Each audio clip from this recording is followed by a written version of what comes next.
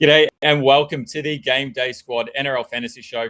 I'm Dyl, that's Stu, and we are the Fantasy Bros. We're very excited to once again partner with GameDay Squad to bring you everything you need to know to succeed in GDS Rugby League in 2026. It's Wednesday. You know what that means. Teamless Tuesdays dropped, and boy, we've got a lot to talk about. The injuries and suspensions, they continue to pile up, particularly for the defending champions. I think I saw they've got over 13 blokes, and of those injured list, they could put together a full squad of 13 to take them. That's how bad their injury list is at the moment. Fortunately for GDS, we don't have to worry about that at all. We don't have to worry about buying or selling or holding. We can just create a fresh team each and every round and ignore those players that haven't been named. So, look, we've got plenty to talk about. Stu, welcome, mate. Before we get into those positional previews and talk through some of the players that we're really keen on, let's jump around the grounds and have a look at how we went in round 7. Yeah, g'day Dyl, g'day viewers and listeners. Thanks for tuning in once again. And as always, yeah, mate, so many injuries, suspensions, which mars, unfortunately, a really special and powerful round, obviously being Anzac round as well. Love the, the pre-game ceremonies, reflecting on the past and, paying our respects to those people that have served for and fought for our country. So, yeah, love Anzac round. It's just a shame that we won't see, the best of the best out there. But early on in the season, I think those teams will be more than happy if they get their stars back toward the end of the season when it matters a little bit more. Mate, round 7, not the best for me. Couple of top 20 finishes, 16th in Challenge and 19th in Champion. Couple of calls right, particularly in Toby Couchman. Played him across two of my squads with a really nice 79. He's had a couple of nice back-to-back games. We're a bit short on middles now, and he might come into contention for a few coaches this round. So, yeah, still hovering there in the top 20. I want to be doing a little bit better, and that's certainly something that you did this week. Let us know how you went. Yeah, you can see on screen there, 18th in Challenger. So that's usually my pod side. Played a couple of different players there, but the 5th in Champion is what I'm proud of. Obviously, I spoke about the last couple of weeks, had a bit of a tough time, had probably my worst results in GDS that I've had for a very long time, and I was able to bounce back. And it was all thanks to that man on screen, Jamal Fogarty. I did mention him on the Wednesday night show as a potential pod for anyone that was keen to jump off someone like Tanner Boyd. There was an injury cloud around him and whether he would definitely take the field and what his minutes would look like. So Fogarty obviously played on that Thursday night. So it was one of those decisions you had to make because you couldn't watch and wait to see how some of the other players around you would go. And I did pull the trigger on Jamal Fogarty, and he rewarded me with 80 GDS points in terms of that base. I did play his diamond, obviously, in Champion. So I was pretty happy, pretty chuffed with myself, as you saw over on Instagram when I was quick to jump on and post that reel to let everyone know that I'd finally hit a good one. So, yeah, anyone that followed along, congrats. Good on you for that. Hopefully you were rewarded with some packs and potentially some cash prizes as well. Talking about that, mate, let's talk through what we're going to get into on tonight's show and what we do each and every Wednesday for those that may be new. Yeah, absolutely. Every Wednesday we're coming live at 6 p.m. talking all things rugby league. We'll even be going live Sunday afternoons as well for the very special Sunday Showdown competition, where a number of coaches have already secured a ticket into the final competition stages, which has a grand prize of $5,000 cash. So not only do we preview all of our best plays, our fades, and our pod shouts for the full round, but we'll give you some insight into the plays that we are looking to play in that Sunday Showdown competition when there's typically only 2 matches and 4 teams to pick from. So got to get those selections right. But our Wednesday shows, we're going to preview who we think are the best plays across each of the matches, across each of the positions. So we rank them through, we go through the positional groups and sort of talk about them in the strongly consider options, the pod options, and then some of the guys we're looking to fade for various reasons as well. Where we can, we'll touch on some of the under 24 players that we think are going to be big plays and maybe moving into roles that are going to make them a little bit more playable. And maybe we haven't played them previously because they've been on the bench or had a limited role. But with all the injuries and suspensions, we've got a number of these guys becoming more and more important for that under 24 competition. We'll make sure we plug the Stats Lab Primetime competition, which is the fantastic Thursday and Friday comp where someone wins $1,000 before the weekend even starts. And we'll make sure that we spend plenty of time on the Sunday Showdown, which you have raced out to a little bit of a lead deal. So, yeah, plenty to get through on a Wednesday night and a nice short one on a Sunday arvo. But come join us on a Sunday arvo. Yeah, lots of fun. And hopefully we can talk into some tips for your Sunday Showdown comp.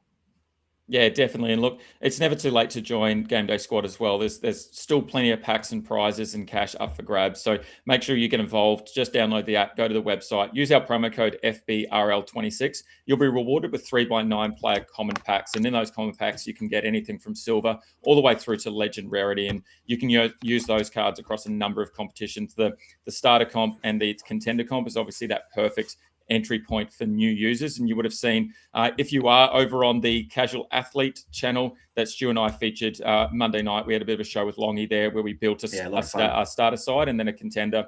And then we talked through Stu's champion side as well. So if you haven't yet, make sure you head over to the Casual Athlete YouTube channel and give a watch there. Look, just another quick shout out. We did it earlier in the season, but our mate Wet Bandits is still alive in the GDS Classic Cup. He is one player that someone that came along in GDS, I think at the start of last season, used our promo code, started just to collect cards over time, and is now at the point where he actually did well in the Classic Cup last year, was able to secure a All-Star. And in fact, I believe he got 2 All-Stars through that competition, and it really benefited last week. He's got a Tedesco and a Latrell, and he had both of those All-Stars in his Classic Cup side.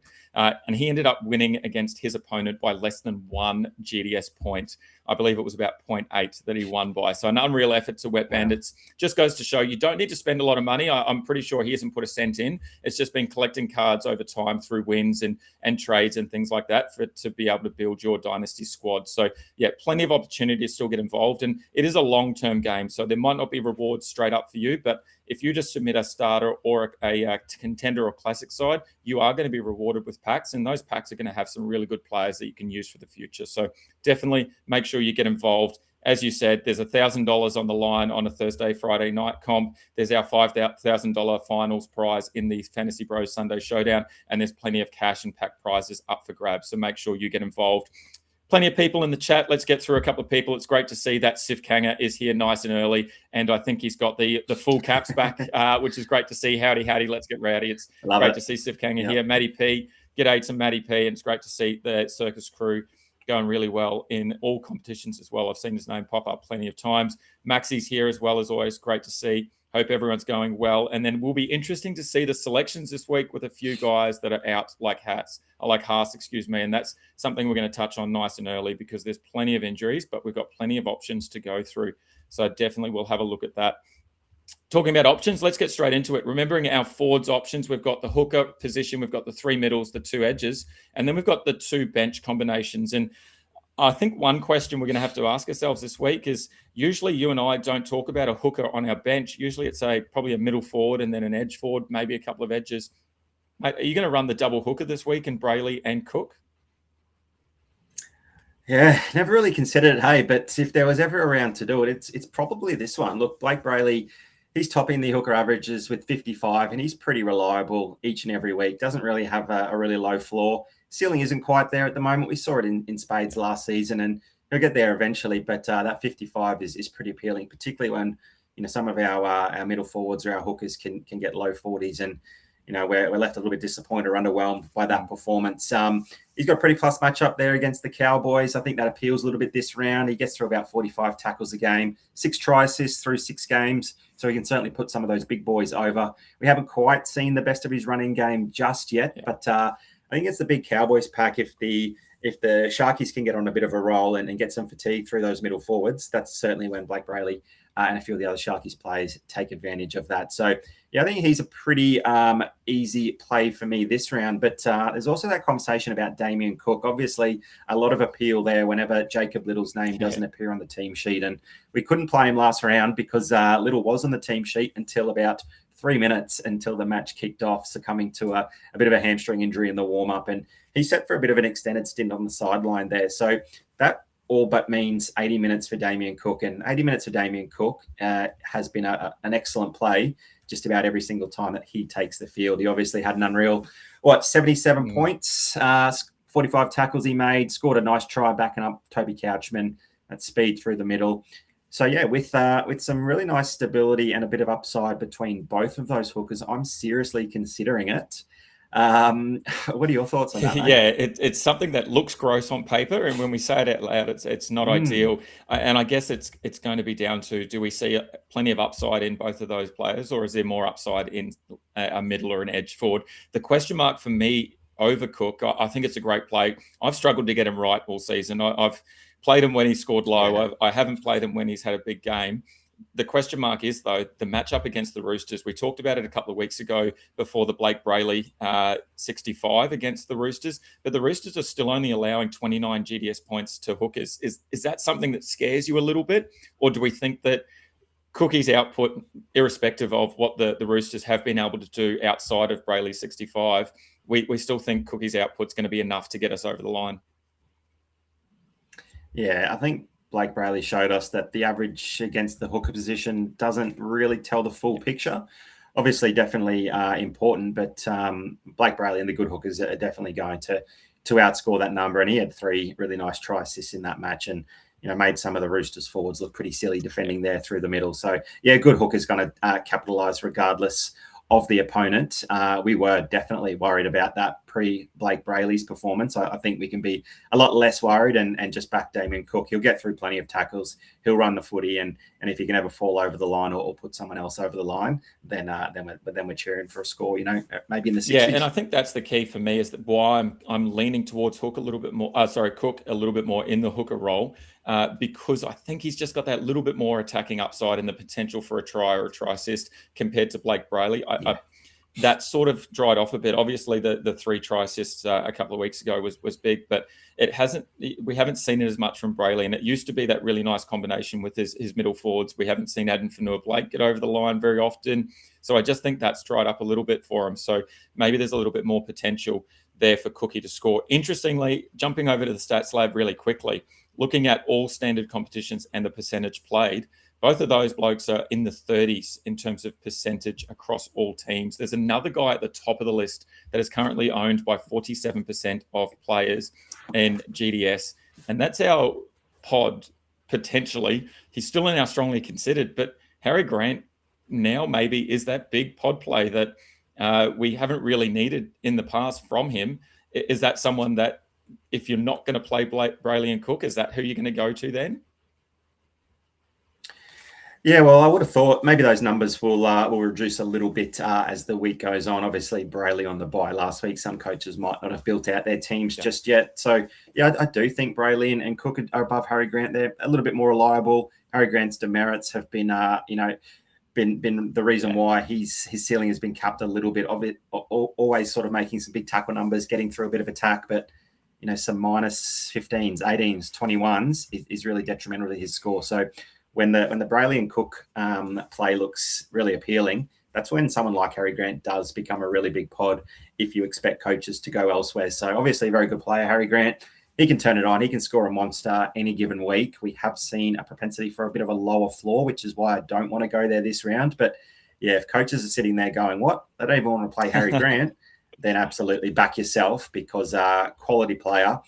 Maybe we're just trying to outthink the room a little bit. Dyl, be a little bit too cute here and just back the superstar and Harry Grant might be the best option. But no, we want to chase that upside elsewhere. And it's just the demerits that we talk about every single week. And that's what Harry gives us. Yeah. If we look at demerits just quickly, Blake Brayley, 8 missed tackles so far this season, compared to Harry Grant, 22 missed tackles this season. So -3 for each missed tackle. So you can do the math yourself there and you can see the difference.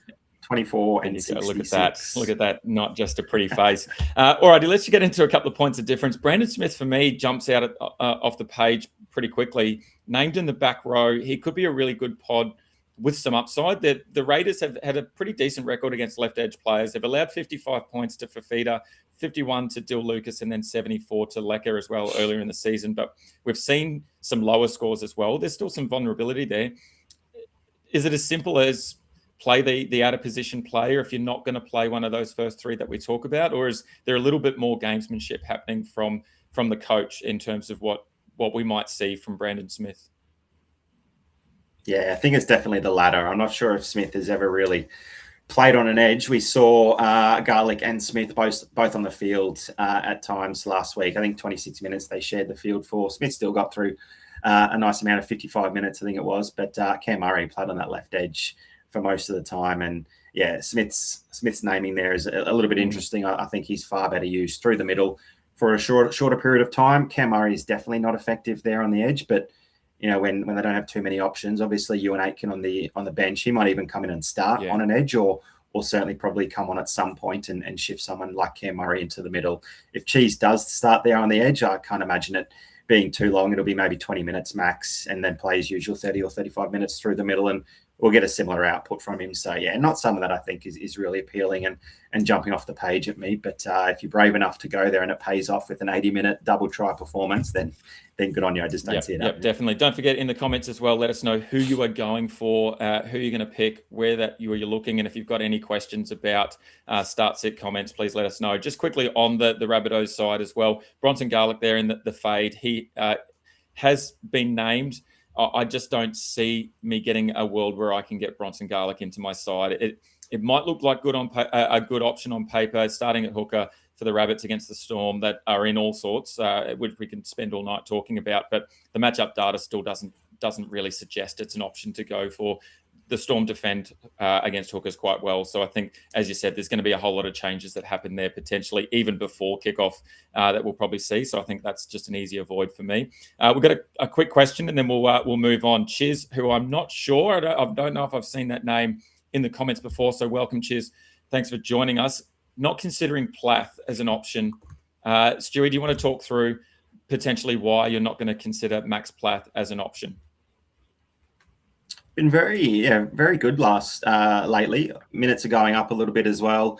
I think he's gone 40 minutes at the start of the season, and seen a couple of 60-minute matches and a couple of 70-minute matches. I think he saw 76 on the park last week and turned out his biggest score for 60 GDS points, got through 57 tackles, about 60 odd running meters, still missed 4 tackles. He does miss plenty of tackles through the middle there. As a bit of a little body playing big minutes on the field. We did see that big 60 from him. Before that, hadn't really seen a score of note that would tell us that he's a really promising player there. I think there are a lot of moving parts there at the Dolphins. I think they got a pretty tough fixture there over the ditch against the Warriors. I would want to see a bit more from Plath, first of all. But if last week against the Panthers was anything to go by, he's definitely going to be someone on the radar in future weeks. Yeah, and it's probably important to note as well, when we talk about our positions and we're talking and listing our players, we're doing that based on the GDS position tag that they have. And Max Plath is still listed as an edge forward in the GDS game, even though he has named to play hooker and he has been playing there recently. If we were going to talk about Max Plath as a play, he would come into our edge forward side. So Chisel is a really good option, and it's a great question. It'd be an out of position play. So just make sure that when we're talking about each of our positions, we are referring to purely based on the GDS tag, just so that you know that. Definitely. So we've got a couple of comments as well. Sif's going to stick with the Braille shout this week, as is Circus Cruise, playing it safe with the Braille shout. I like it. We talk about safety all the time and the way that we play GDS, and I'm happy to go with that. Alrighty, let's jump into our middles. And mate, this is where we can start to be a little bit different, and we can start to play a few games here, because the one big name that we don't have in our side is Payne Haas, and he's going to be out for, I think I saw, up to a month or potentially a little bit longer. Definitely going to miss the first Origin game, which is also going to throw a bit of spanner into the works there. But if we've got no Haas, we probably don't have a problem. We've got plenty of options to choose from, particularly the Tigers duo in May and Twal, who are absolutely killing it at the moment. I don't see any reason to jump off them at all. They're playing some great footy through the middle. The Tigers, obviously, tough game against the Broncos there over the weekend. It was a couple of poor errors at the end of that game that led to the Broncos win, and I think that the Tigers will want to bounce back. Is it as simple as playing the May Twal with maybe a Jackson Ford and then your mate in Toby Couchman, or is there a bit of a few other options outside of those? Yeah, there are a couple. I think there's not a lot between a handful of these.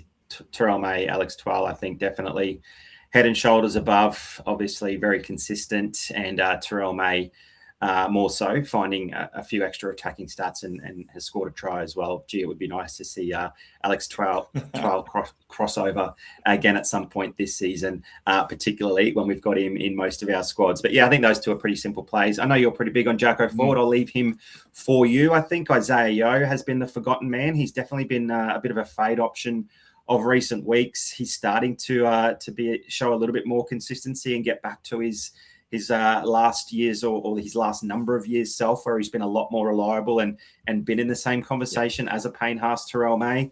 67 minutes in the week just gone, 66 GDS points there against the Dolphins, 40 tackles, 150 run meters was really nice to see, and his top 2 or 3 total runs for the match. But it was his demerits that he really was able to get a hold of. He'd been making some very uncharacteristic errors during the season. There was a round where he missed 2 tackles, gave away 2 penalties, 2 6-agains, and all that builds up. But just the one missed tackle there against the Finns, 66 points in 67 minutes, really, really nice. We know he can play 80. And when he is getting those 80 minutes, those 65s are going to turn into 70s at some point. He's not a must play for me. He's definitely an option. I think he'll be fine. He can score a try. He can put someone over. But yeah, you did mention it, Toby Couchman. He was my gun play last round. I think coaches are going to play him a little bit more this week. I think it'll be a solid pick. It is a bit of a question mark about how Dean Young is going to use his pack and that bench rotation. We obviously have no evidence to tell us what that's going to look like. But look, a new coach is going to play his best players on the park and do whatever's possible to get a win. And we normally see these sorts of teams, they lose a coach, they're not playing well, and they bounce back with a victory. We've already seen it once this season already with Manly, and they proved it wasn't a fluke. They've continued that run, and a number of those players are becoming more and more fantasy relevant as we go. I think Toby Couchman will be a guy that Dean Young looks towards, just a no frills middle forward that rolls the sleeves up, gets through plenty of work, plenty of tackles, plenty of run meters. He can offload the ball. He can break tackles. We've seen scores of back-to-back 79s and 65 with 60 and 65 minutes on the park. But what's most impressive about those numbers is averaging just 3 demerit points in those bigger minute matches. Yeah. Before that, he was averaging less minutes on the park, but averaging 7 demerit points each of those matches. And when you're getting less minutes on the park and minusing 7, you're not going to have good fantasy scores. When the minutes are going up and the errors are going down, that makes for good fantasy scores. And that's exactly what we've seen from Toby Couchman.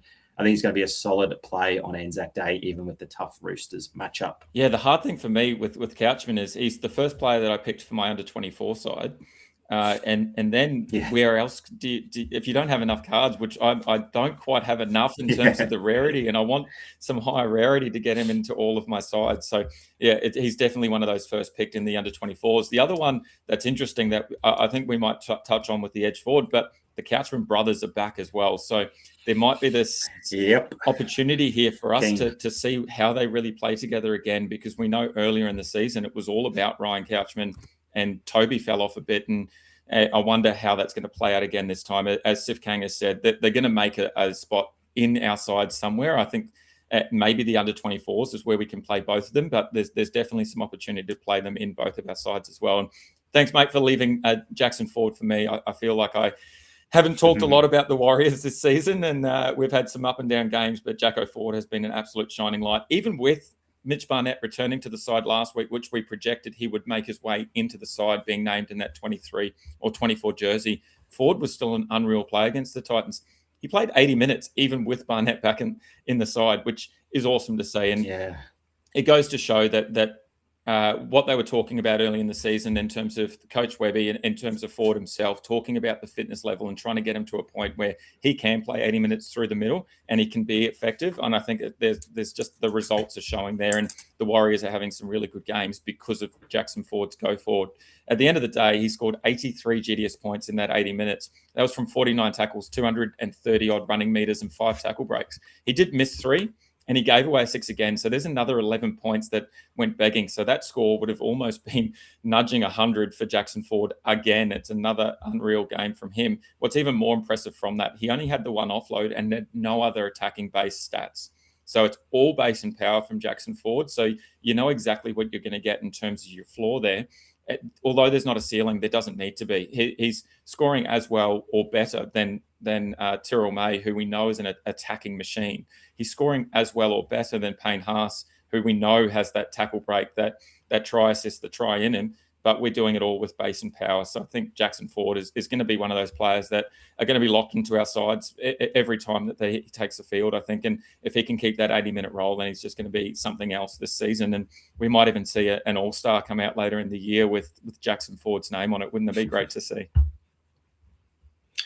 Yeah, wow. Who would have thought? And leading the Dally M as well. Jeez. How good Crazy that? Times over there in the Warriors. How good is that? Alrighty, let's talk about a couple of pods, and then I'll throw a fade to you as well. Xavier Willison is someone that I'm really interested in. obviously no Payne Haas, no Carrigan. He came in and was named at lock, and I think any savvy coach that sort of saw something in him probably played him in the under-24 side and were rewarded with that 80-point effort that he had. That was off the back of 72 minutes on the field, and that's the most time that Xavier's ever spent on an NRL field in his career. And having a look at the bench makeup of the Broncos, I'd probably suggest that he might even better that. He might even play 80 minutes if his ticker allows it. I'm not quite sure what his fitness levels are like, but if he can get it through an 80-minute game at lock, and we see something similar again, I think he's going to be a great point of difference. The Dogs matchup's a pretty easy one too in terms of those lock forwards. So he's named in lock. It's the 5th easiest matchup for lock forwards so far this season. So look, he's an absolute slam dunk in your under-24 side, and maybe there's a potential to get him into one or two of your full slate sides. I've definitely got him in my pod side at the moment. Is he someone you're pretty keen on as well, or is that just too many forwards, too many middle forwards, and not enough spaces? Yeah, look, that's a tough one. His minutes could be anywhere from 40 right through to 80, like you said. A couple of 80-minute performances last season, but on the edge of the field, so not having to get through as much work, but still minutes through the middle, above 60 last season as well. Got through plenty above 50 and one or two above 60 as well. So yeah, the minutes can be there. It just depends if he's going to be used in that capacity. Now that there's, we had the mid-game injury to Payne Haas, and that just meant naturally that a lot of other forwards were going to see more minutes as a result. Obviously, big boy, if he does get tired, he's going to see a break. But yeah, look, if you're game enough to play him in one of your big squads and he goes off, good on you. But under 24 comp for me, certainly I'd want to see it at least this week. I don't think I can pull the trigger just yet because we've got some other blokes that are probably guaranteed of some bigger minutes.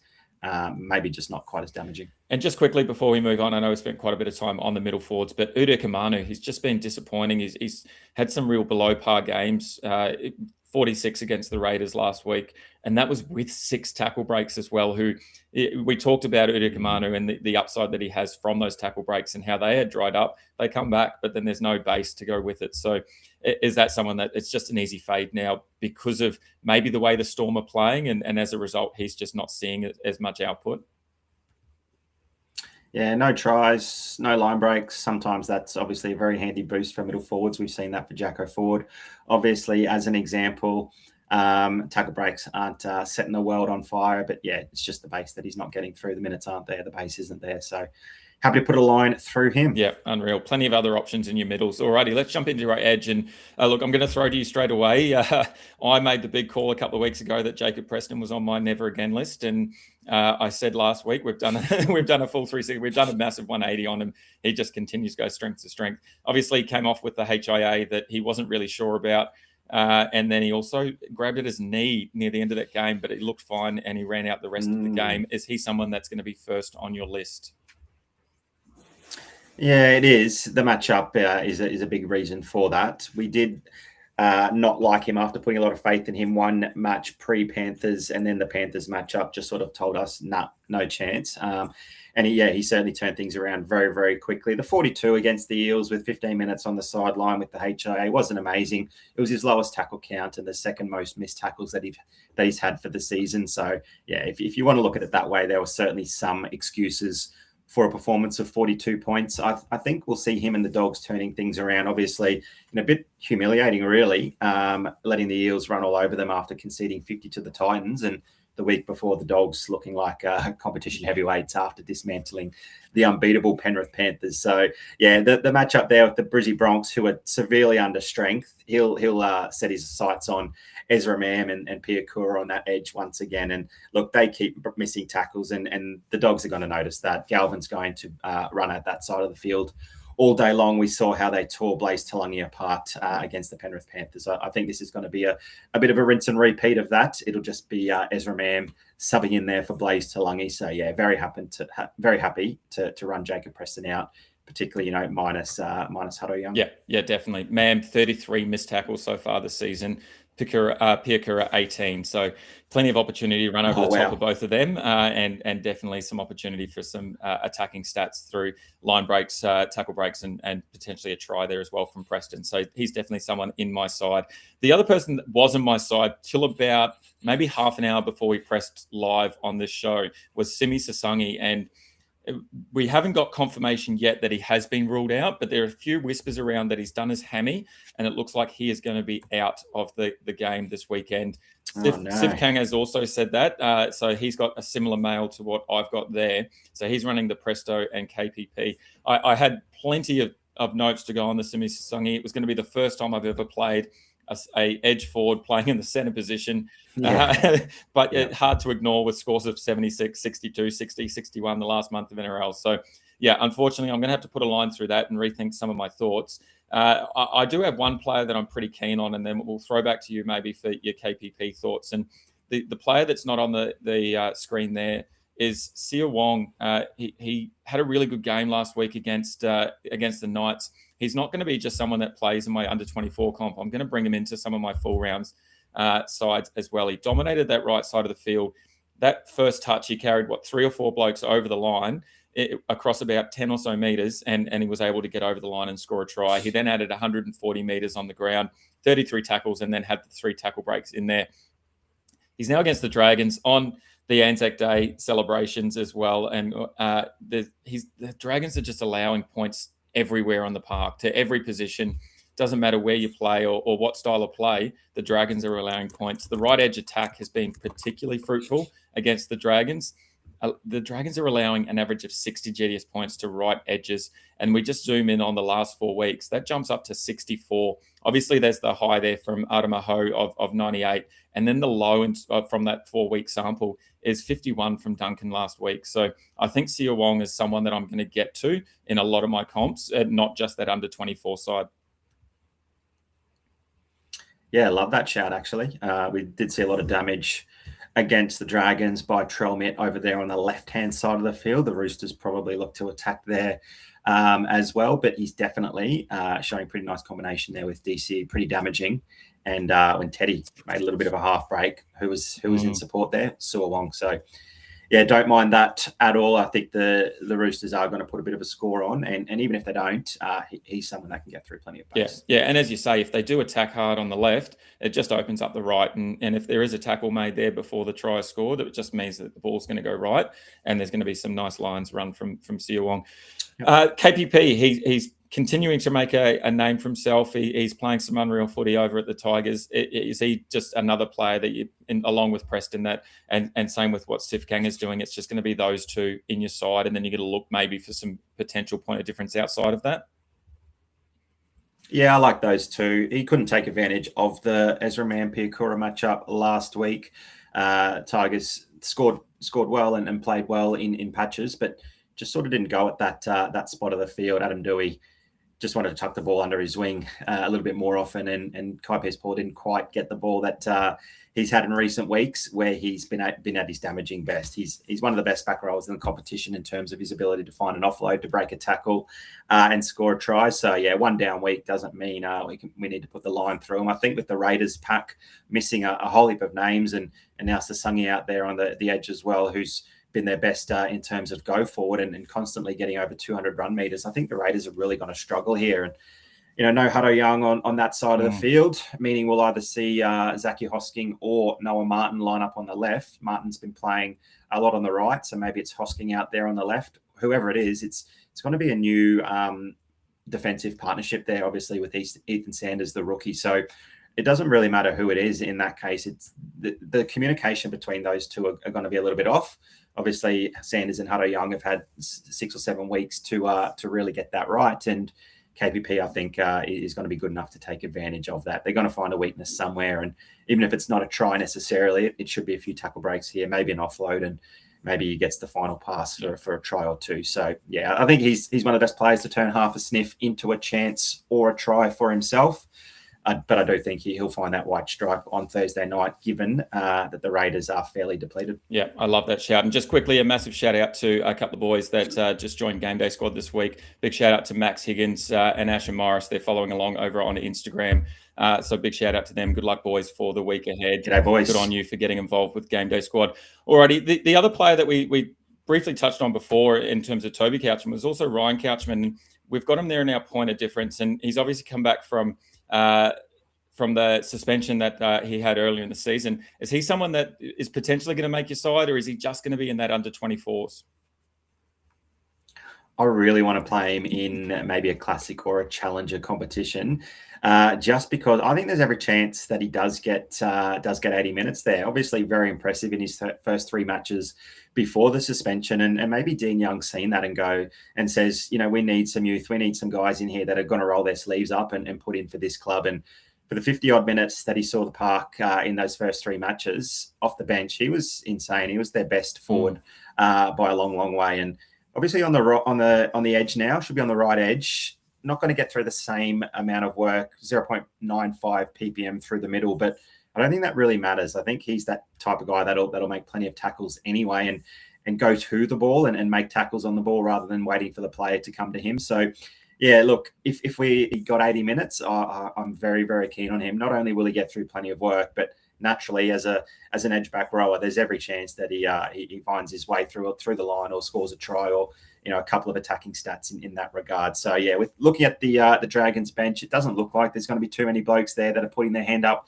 to take any minutes off him. So I think he's going to be that guy that could have a breakout game in terms of a big 80-minute, 65 sort of point game.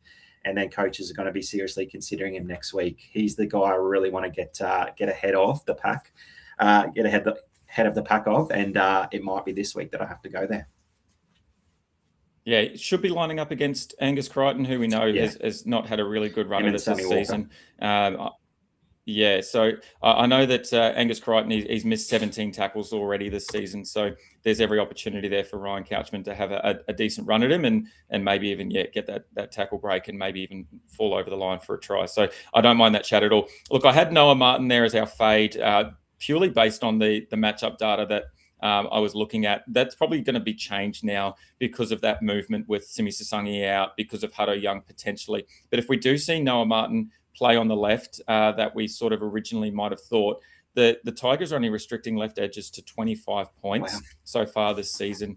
And they've only really had a score above 40 at all this season, which was David Fafita's 48-point effort in round 3. So look, Martin's got that great base stat output with the tackles. We've talked about that quite a few times, but there's also this question mark over the Ricky roulette that we've seen over the last couple of weeks. I've had Noah Martin in my under 24 size each and every round, and then I see he dropped to the bench and I just don't know what to do. I took him out one week and he scored quite well. I left him in the other week and he didn't score as well. So I just want to free myself of that headache and just remove him from my side based on that matchup data, based on what we're seeing. And then if he does start, then maybe I might bring him in. But at this stage for me, even with the Simi Sasangi news, I think I'm still going to fade him at this stage. I do like the Hosking shout, which we did talk about on the show the other night with Longy. So there's every chance Zach Hosking does find his way into my side, probably the prime time, if anything. Yeah, don't mind that shout. Alrighty, let's like it. Love it. Let's jump into our halves. And most weeks it's pretty stock standard, and again we've got some pretty stock standard, strongly considered. I think there are 3 names that we've had pretty much all season in Cleary, Boyd, and Hines. We probably won't touch on Cleary at all. We don't need to. 75 average. He's the GOAT of GameDay Squad. He's the GOAT of NRL fantasy in general. Talk to me about someone like Tanner Boyd, who I think you coined the phrase a few weeks ago, the Metcalf effect. Talk us through the Metcalf effect and why Boyd might be another play this week. Yeah, there's just so much correlation in no Metcalf equals Tanner Boyd, reliable fantasy game.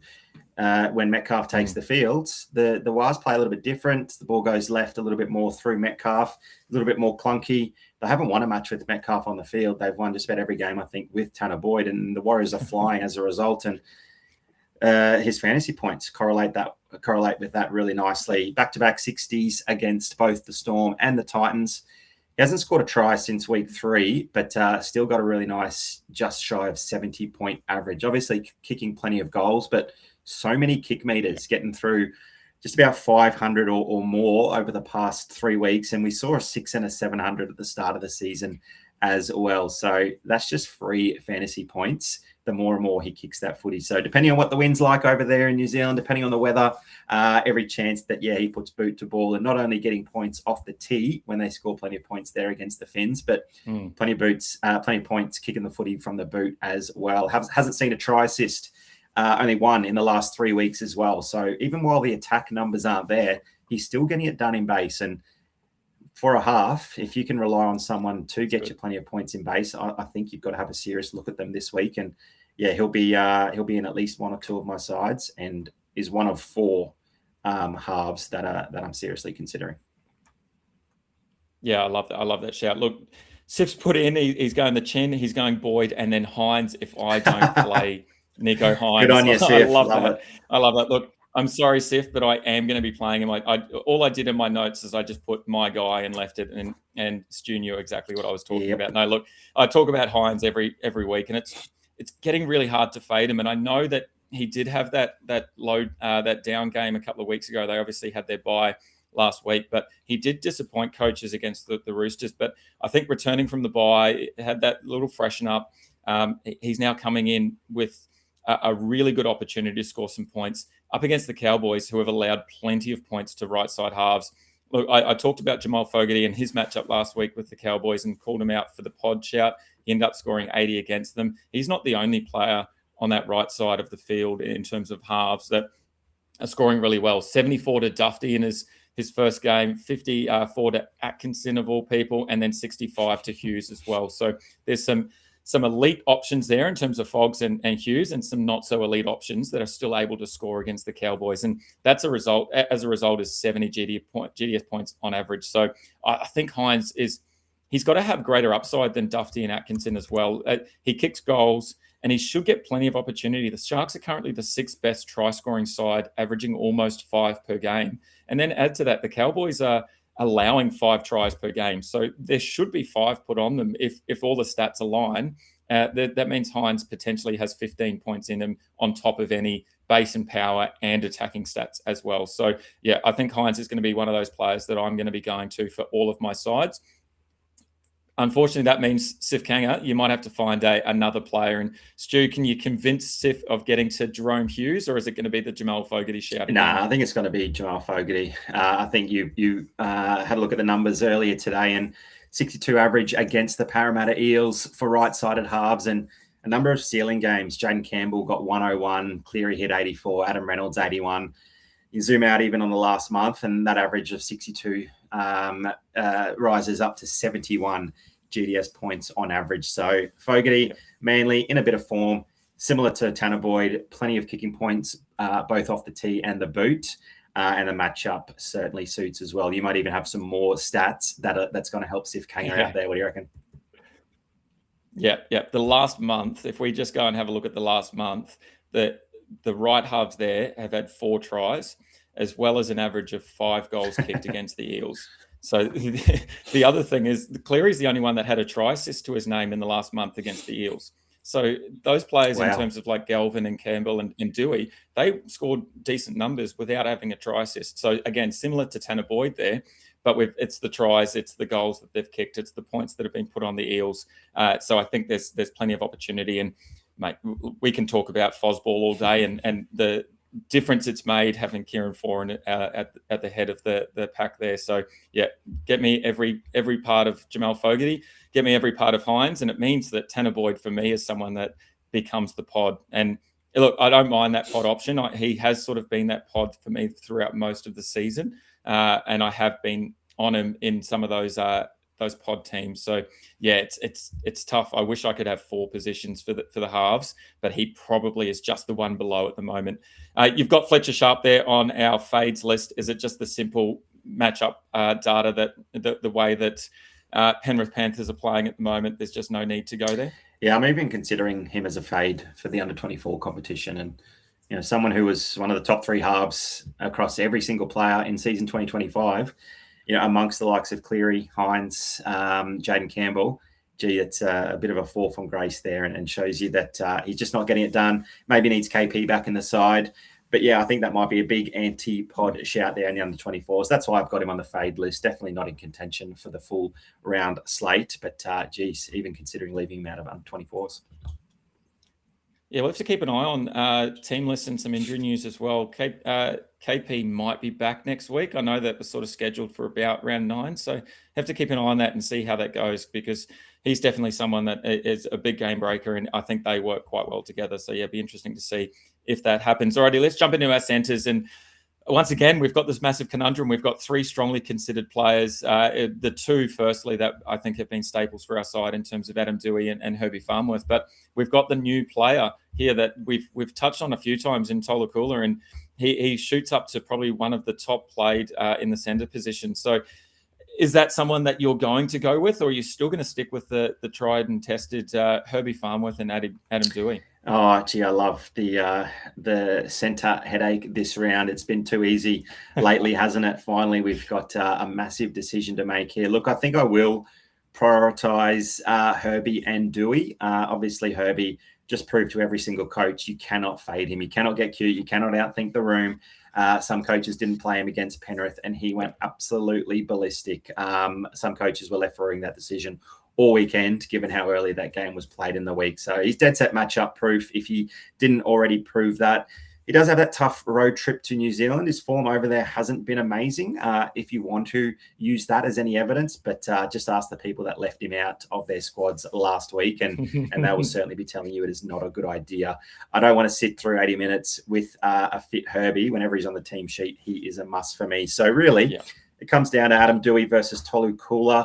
Obviously, one of them can be on my bench, but I might prioritise some fullbacks instead. Technically, Cooler is a fullback anyway, so you can sort of put him against a Dill Edwards type and make a decision there. But for me, look, Adam Doueihi is always a strong option, given that he's playing with the number 7 on his back, but we can slot him in there at in the centre position for GameDay Squad. So just like a number of the other halves we've talked about, plenty of kick meters with the boot, plenty of goal kicks. He runs the footy a lot. He's a very attacking half as well, but he's also got a really damaging and dangerous right edge there outside of him. We've talked about the Raiders pack being pretty depleted this round. It looks like they've lost to Sungy as well. There's going to be some new combinations defending on both sides of the field.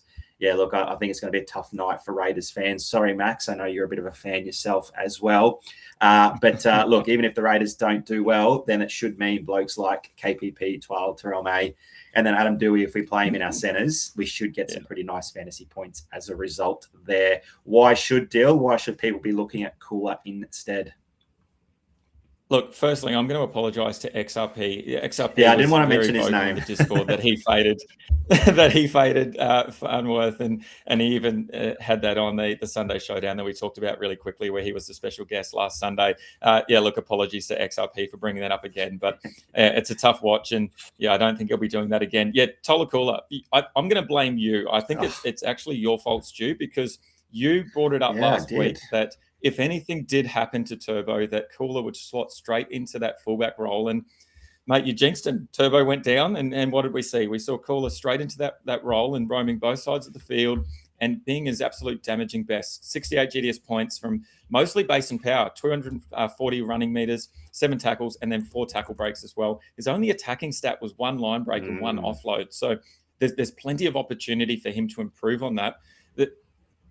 It's ridiculous. We talked about the Eels before and their vulnerability. This comp is so difficult to pick. The Eels getting up over the Dogs, who had pumped the Panthers the week before, and the week before that, the Eels got pumped by the Titans. So it's hard to pick who's going to win games and who's going to lose games. Fortunately, that doesn't matter for us. I can see another game where Fosball's going to be in full swing, and Cooler is really going to have a lot of input there.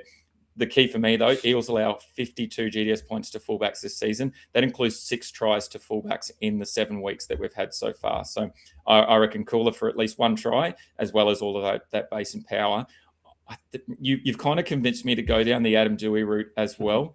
So I might have to bring all 3 into the side. And it might be the first time in a long time that I've played a centre on my bench over a fullback, which we know that's generally the option that we go for. So there's going to be a couple of decisions that I have to make post this show, because you really have convinced me about the poor Raiders defense more than anything than the Adam Doueihi shout. So we'll see how we go. It's hard to call him out as a pod. I think he's definitely a big play. And in fact, the numbers at the moment, although, like you said, some coaches won't have changed sides, 64% for Herbie, 60% for Adam Doueihi at the moment. So plenty of opportunity there. Only 18% owned is Tola Cooler. Wow.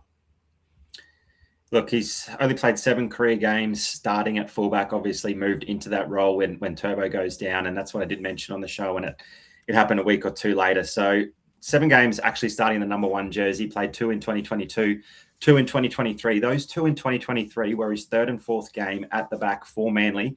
Scored 85 against the Doggies in round 26. Scored 128 GDS points in round 27 versus the Tigers.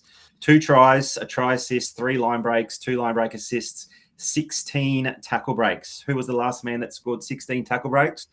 That was James Tedesco last weekend, and he is just about a must for us. If someone can do that sort of damage from the back with the speed and the try-scoring upside that Cooler has, geez, I'm talking myself into playing him more and more.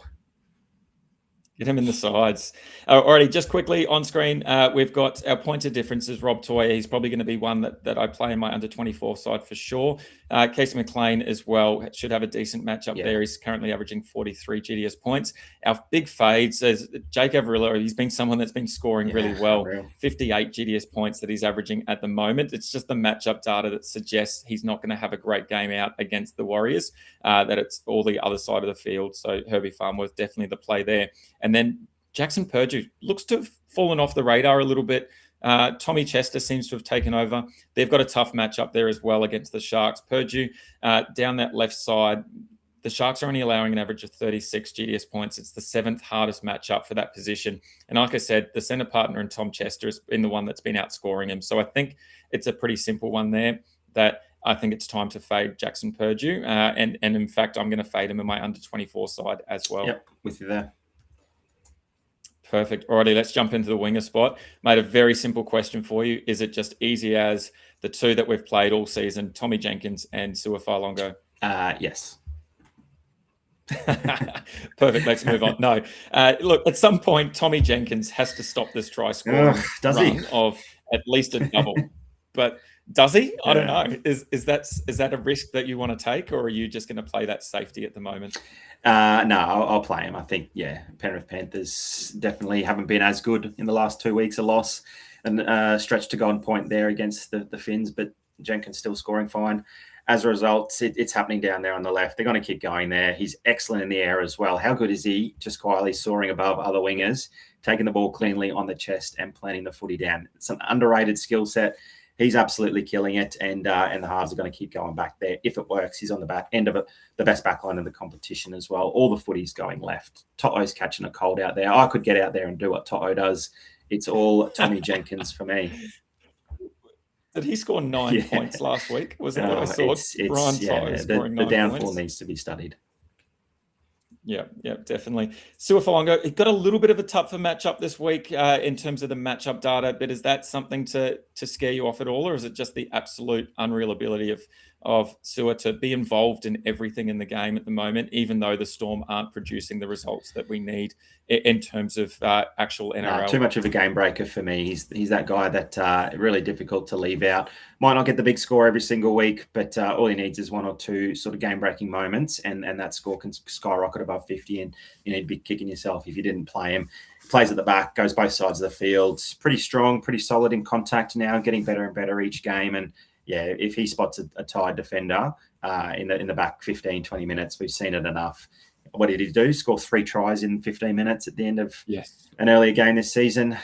He's just too difficult to leave out, and playing as a winger, pretty easy to slot in there. I don't mind the Marky Mark shout. We've got a couple of comments, particularly there from Matty P, Circus Crew, looking for a Mark Mwangani Tawase. Great point of difference. I think if you want to go any different from Jenkins for Alongo, I like Marky Mark, and you're pretty big on Jermaine Asako, aren't you? Yeah, I really like Jermaine Asako. Maybe it's a little bit of the hedging my bets against the Warriors this week. And potentially, if we do get done, then I think that Asako is going to have a big say in it. The Warriors are allowing 38 to right wingers at the moment. Some notable scores: Faimani last week 53, Katoa a couple of weeks ago 51. Asako himself's got an average of 54, and he's only had 3 tries to his name. I feel like I've seen him cross the line more, but only 3 tries to his name, which means he's got some decent upside there as well. The big upside for me, though, is that it comes in the form of 3 points every time he slots a conversion. He's on 23 at the moment so far this season. Add to that, he's almost had 1,000 meters on the ground across all of his games, and he's got 15 tackle breaks there too. I think there's plenty of upside in this game against the Warriors. potentially there could be 50 plus points put in this, which would mean that there's going to be a lot of opportunity for Jermaine Osako to slot some goals and potentially get back to some try scoring as well. And it'll just be one of those games from the Warriors where it's a great matchup and we just absolutely capitulate after we've had a couple of great performances. But yeah, if I'm going to get to Osako, I think one of the reasons is going to be that potential game-breaking ability, as we said about Sewer, but in terms of the as well as having that upside of kicking goals. Yeah, right.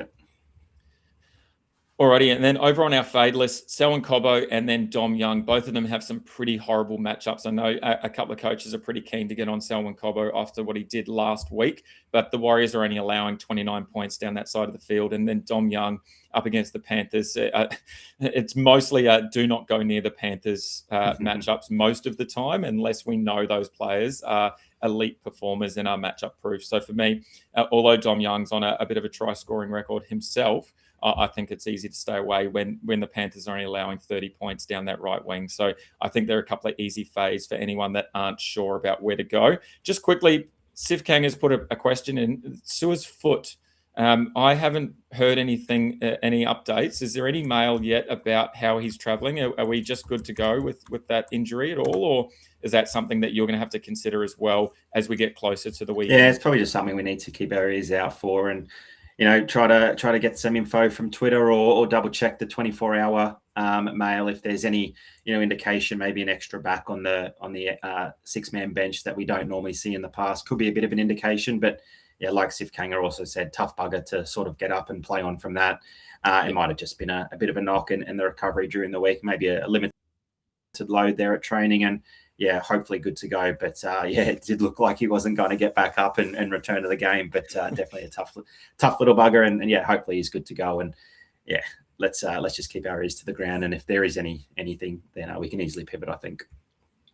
Yeah, perfect. Alrighty, let's jump into the fullbacks. And I think this is where I'm going to have the toughest decisions to make in terms of, do I play maximum number of fullbacks? Do I bring in the centre? We've got 3 really strongly considered players this week, and James Tedesco, Latrell Mitt, and Dylan Edwards. Is it as simple as chasing last week's points from James Tedesco and Latrell Mitchell, or is there more to it here for you?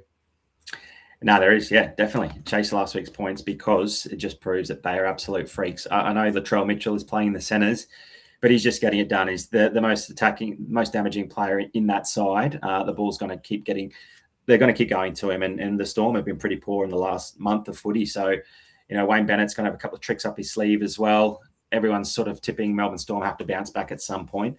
Troll's their game breaker. He'll get the footy in his hands when he wants it, and he gets up for these types of big games. Not expecting the massive score that we saw from him last week. I think James Tedesco is far more likely to repeat that 100-plus performance there on Anzac Day. Obviously, the Dean Young signing as head coach means that there's going to be a bit of a bounce back there from the Dragons, but I think the Roosters, plenty of form, and Teddy's just shown us 3 try assists, 3 line breaks, 16 tackle breaks, and a try for 118 GDS points there against the Knights, who Dyl Edwards does get. So there's your 3 players in a summary. But just interestingly, Teddy hasn't won a Anzac Day medal, obviously plays plenty of football matches on the 25th of April. Sammy Walker has 2 next to his name. Sandon Smith has 1. No Anzac Day medals for James Tedesco. I think he's looking at that stat going, my career is slowly winding down. Still plenty of juice left in those legs, but if he wants to get just about every single medal there is in the competition alongside that Dally M, then an Anzac Day medal will be a high priority. So just a sneaking suspicion, we have a man of the match, James Tedesco, and plenty of GDS points to boot. There you go, a little cheeky tip there for the weekend as well. Yeah, I think it's hard to pass up on both of those players, even after that massive score. We do not like chasing last week's points, but as you said, I think they're just different players completely. Yeah. There's no reason to jump off. Teddy against the Dragons, who allow 55 to fullbacks over the last month. That includes 61 to Dufty, 69 to Turbo, and 66 to Drinky as well. And then Trell's got a really good matchup in of itself. Storm, tough to read on how the Storm are going. They've got to bounce back at some point, but they're still allowing 50 GDS points to left centres. Tomoko scored 55 RTS scored 57. McLean scored 57 as well there. So I think it's really easy to go along the lines of picking those two. And then that third one, and Dyl Edwards, I think, is going to have a massive game. You just touched on the damage that Teddy did to the Knights, and they're actually the easiest matchup for any fullback after the 7 rounds, allowing 60 GDS points. If we focus on just the last month of footy, that average increases to 71 GDS points, obviously bolstered by that 118. But I think one thing that we've got to consider is that Origin's not that far away, and Dyl Edwards obviously has that jersey at the moment in that fullback role, but after Teddy's performance, there's potentially some opportunity there as we completely lose Stu. Some opportunity there for Dyl Edwards to put his hand up in the air and say, hey guys, I'm still here. I'm still an elite fullback. And he's got some really good opportunity to do so. Mate, I'm just being an absolute professional right now and not even mentioning that you've just disappeared from the screen and returned. I blame the dog. Joey stepped on a cord and just pulled everything down. He's getting a bit impatient that it's his dinner time, and I'm still up here talking GameDay Squad fantasy football. Absolutely love it. Look, the other thing, Edwards is averaging 54 GDS points. That's with 6 tries in 7 games. So it's not something that we're used to. Edwards doesn't really get over the line too often, but then he's also averaging almost 200 running meters, 6 tackles and 4 tackle breaks. So he's got a base and power average of 38. But then he's also got that upside. So I think, Dyl Edwards this week is going to be one of those players that I think is going to have a big performance to remind those New South Wales selectors that he's still the bloke for that fullback job. Yeah, love it. Geez, I might want to change my BroDown ShowDown tip a little bit later. I went Trell, but geez, those numbers are pointing a little bit more towards Edwards for me. Mm-hmm. And just quickly, let's get to one more question. We do have Hammer in the point of difference, but Fantasy Stats has brought up a question here. Any info about Trey Fuller? We've seen him named in the side. Is there any question marks over maybe Hammer moving to centres, Fuller coming into that fullback role? And does then that become a big play for you if Fuller does get named in that fullback spot? Oh, no. I don't know why they would to start with. They just took the best team in the modern NRL era to Golden Point after looking like they were invincible and unbeatable, and the Hammer played a really pivotal role in that, obviously alongside Herbie Farnworth there. So no, I think Hammer's the best fullback at the club. If the Hammer's not in the side, that's when you'd expect Trey Fuller to take that number 1 jersey. But even if he does get named there, I wouldn't play him anyway. He's obviously not had much game time in recent weeks. Obviously not getting a start. He's definitely someone that can turn on and score a big score. But yeah, I don't know why they'd want to move Hammer out of there. If anything, it just diminishes the appeal of Hammer, who is a really good pod there. We've got him on the pod list. Warriors are giving up just shy of 60 GDS points over the past sort of month of footy, and fullbacks are scoring well against them. Quite defensively sound across just about every other position, the Warriors. It's just the fullback that's having a bit of a field day against them. So, look, I think Hammer stays there at the back. And, he's a pretty big pod shout as well if you want to go against one of those big 3. Yeah, definitely. And just quickly on our fade list, Tuapiki, he's just not got the output that we expect from a fullback, even though he's got this unreal role ahead of him, and he should have a great future as well ahead of him. He's just not giving us that output. And Scott Drinkwater, I think, is a tough one. The Sharks are the 6th hardest matchup for fullbacks. We've obviously seen Drinky have some really good games, but we've also seen a couple of down games for him. So I think the Sharks only allowing 45 GDS points. I think it's quite an easy one. Just put a line through Drinky this week. Yep. Agreed. Alrighty, let's jump into our primetime consensus team. And this is our consensus team squad for the Stats Lab primetime competition. Massive shout out to the Stats Lab team for their ongoing support of the Fantasy Bros. Obviously, we've used a lot of stats tonight. We've talked a lot of player percentages, and that's straight from the Stats Lab website. So make sure you head to the statslab.app. You can check out all their awesome tools they have. They've got the player stats that we've talked about from every game. They've got the matchup strength. They've got the player comparison tool that I talked about last week. Plus, there's plenty of other analysis tools that you can use to help dominate GameDay Squad. And you can see here, we've got our Stats Lab primetime competition team, a lot of Tigers in the side, and then a couple of the other teams involved as well. Tyrrell May at the top there with Corey Horsburgh. I really love that pairing. Blake Brayley through the middle. So that's someone that you can, if you don't get to him in your full squad, you can definitely play him in your prime time. Then we've got Twal, KPP, and Jacob Preston, who we've talked at length about. We've got the Nico Hines and Matty Burton combination there in the middle. This is the great thing about the primetime comp, is that Matty Burton is not someone that we're going to play for the full round at all, but we are going to get him into our halves for the primetime competition there. Our backs, Adam Dewey and Tommy Chester, we talked about the downside of Purdue, so Tom Chester comes in the side. Taruva makes his way in, as does Billy Burns. And then we've just gone a bit silly and we put James Tedesco there because he's just elite and he doesn't give up. No, it's meant to be Dream Buller in that side there as well, another Tigers player there. We've just made a mistake there. Apologies. We'll fix that up in post for sure. So that is our Stats Lab primetime consensus starting 13. Into our consensus starting 13 for a full round side. And again, these are all the guys that we've already talked about, so we're not going to talk any more about them. But if you do want to copy paste that team, definitely go ahead and put those blokes straight into your side. But then you've got to make some decisions about the bench side and what your bench makeup looks like. It's going to be a tough one this week with those great 3 centre options as well as the great 3 fullback options. Do you go Dill Edwards out of the side? Do you leave out Teddy and Trell after their big performances? It's such a hard decision to make if you want to bring in someone like Tolakula. So it's up to you to make those final decisions there. We can give you all the numbers, but at the end of the day, hopefully you make the right call with that. Alrighty, let's jump into our favourite segment. Of course, it is the BroDown Showdown, although maybe it's not your favourite segment at the moment, mate. I think not at the moment. That's no. a two-week losing streak I think you're on at the moment. Correct. So we'll see if you can bounce back this week. But you can see there, Kai Pearce-Paul was the one that got up over Jacob Preston. There was only about 8 points, I think, between them at the end of it. So it's a tough one to watch there. So no doubt those players those coaches that picked me are cheering right now. And talking about those coaches, let's get them up and let's get something to give away for them. I'm bringing up the wheel of names now, so let's get that onto our screen. It was interesting to see that a lot of coaches went for me live on stream, but then a whole bunch flocked to you post after watching it and rewatching it. We're in the YouTube. So you had quite a few followers there. So very interesting to see that. But sorry, Sif Kanger. A nice, decent split. Sif Kanger went with the Faith one again. I think he went 2 weeks in a row with me with the Faith and then jumped off and went with you and just couldn't get it done.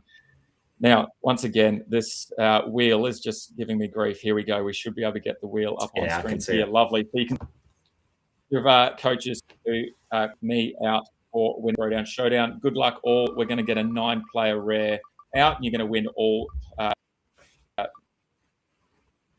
players from that 9 rare. And it is a YouTube comment from Virat Fan 2026. So Virat Fan, make sure you hit us up in the Discord or over on Instagram to receive. Well done, mate.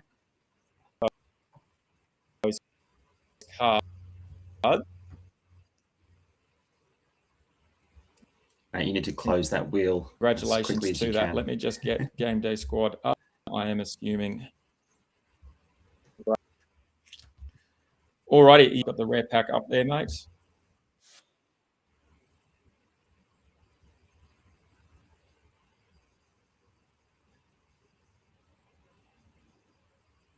All right, I'm not sure if we've lost Dill. It's that wheel causing plenty of issues. He's got to close that as quick as he can. Am I back? He's back. Mate, that wheel. The wheel. The wheel just hates me. You're back to the wheel next week. Alrighty, let's get into it. Nothing like a couple of things happening. Alrighty, here we go. Okay, rare pack open. Is that on screen now? Yes. Oh, nice little animation as well. Great. Come on, Virat Fan. All right, here we go. Starting at the top, let's work our way across. Morgan Knowles in the gold. McKaylee in the gold. We've got the James Fisher-Harris Platt. Great card there. Pole in the gold. We've got Patuka Case. We've got Dufty. Fanua. We've got Uday Kamanu. Great gold card there. Obviously a fade this week that could bounce back. And then in the diamond, we have an AJ Brimson card. Obviously a little bit of a down year so far from AJ Brimson, but an awesome card to have if he bounces back and returns to the form that we saw last year and in previous years. So Virat Fan, make sure you hit us up on Instagram or Discord so that you can get those cards. Unreal work. Alrighty, let's get into this week's BroDown Showdown. I believe I'm up by a couple of numbers. Is that right? We'll just wait for this to reload. Yeah, I think you're up 5 3. You broke my serve and then you retained. So you've got that little mini break. Unreal. Let's try and get rid of this screen here. Sorry, just give me a second. Let's get this one back up so we can see that on full screen. Here we go. Okay, so 5-3 up. As Stu said, I broke a serve and then I retained. So it's back to Stu's serve this week. And we spun centre, fullback and middle this week. And you had first pick. So we've got Herbie Farmworth up against Tola Kula. We've got Latrell Mitchell up against James Tedesco. And then Tyrrell May up against Jackson Ford. So if you think Stu's 3 of Farmworth, Mitchell, and May can get the job done, make sure you comment Stu now, or when you are re-watching or re-listening over on Spotify or Apple. If you think that I can get it done with Kula, Tedesco, and Jackson Ford, my man, make sure you comment Dyl, and you can potentially win a diamond as well from a rare pack, which is awesome to see. So make sure you get your comments in. We generally cut off comments during the Sunday Showdown, so just before the start of the final games on a Sunday. So there's still some time to get it done. Alrighty, mate. We've gone a little bit over time, but we had plenty to talk about with a lot of injuries and suspensions, etc., and a lot of really good options. So thank you to everyone for sticking around. Make sure you can catch up with the show if you missed any part of it on YouTube. You can also listen to the replay on Spotify and on Apple. Don't forget, we've got the Sunday Showdown this week. I won't be there, unfortunately, because it is my son's 6th birthday tomorrow. So a massive shout out to Harley. He's turning 6 tomorrow, and then we're having a party on Sunday for him. So unfortunately, I won't be there in the Sunday Showdown, but Stu will be hosting that with a special guest. Mate, we are struggling today. You've now disappeared off the screen as well. And don't forget as well that we continue each and every Wednesday, 6 p.m. right here. Make sure you get everything you need for the upcoming round. Mate, it's been a big one. We've had some unreal pod shouts, some really tough decisions to make. Thanks to everyone for sticking around, joining us. Great to see some new names in the comments as well. Good luck, everyone, this week. Stu, good luck, mate. We'll have a big game this week, and then we'll be able to come back and talk everything GDS next Wednesday. Love it. Can't wait. Good luck, everyone. Awesome. Thanks for tuning in. Thanks, guys.